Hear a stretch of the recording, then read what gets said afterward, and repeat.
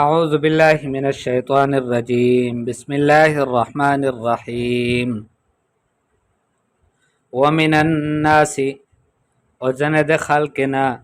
من آغدي يقول چویائی آمنا بالله میج ایمان روڑی دی پا اللہ بندے وبالیوم الآخر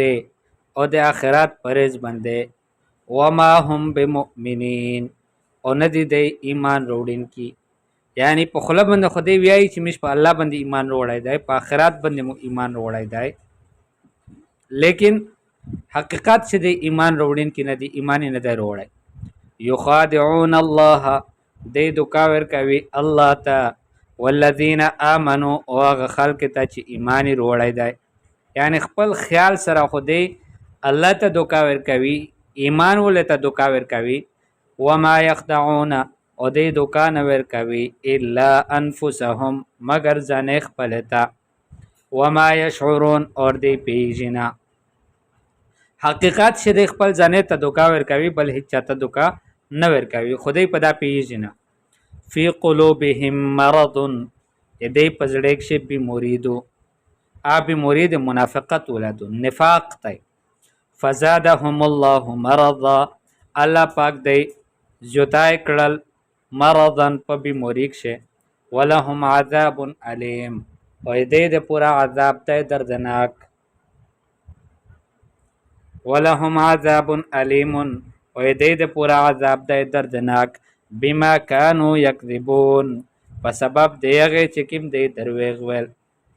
دې دروغ کول ویل چې آمنا بالله وبالیوم الاخر مش ایمان وړی دی په الله او په آخرت پرز باندې الله پاک حقیقت بیانوي وما هم بمؤمنین ایمان نور وړي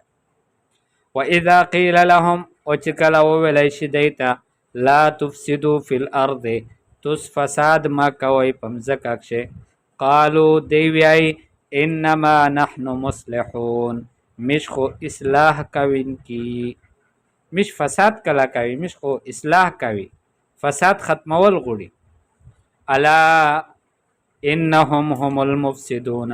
الا تنبیه ده پورا غور سره وروي انهم هم المفسدون بشک دای فساد کوین کی دی ولکن لا يشعرون لیکن دای پدا پیژنا شعور نه لري واذا قيل لهم او چې کله ویل شي دیتا امنو ایمان روره کما امن الناس لکه څنګه چې ایمان وروړی دی خلک قالو یعنی صحابه څنګه ایمان وروړی دی تاسو داسې ایمان وروړي قالو دی وی انؤمنو آیا مش ایمان وروړي کما امن السفهاء لکه څنګه چې ایمان وروړی دی بوقفونه یعنی معاذ الله صحابه ته دی بوقفون یای الا غور سره وروي الله پاک دې خبره جواب کو انهم هم السفهاء دی پخپل بوقفون دی ولکن لا يعلمون لیکن دی پیژنا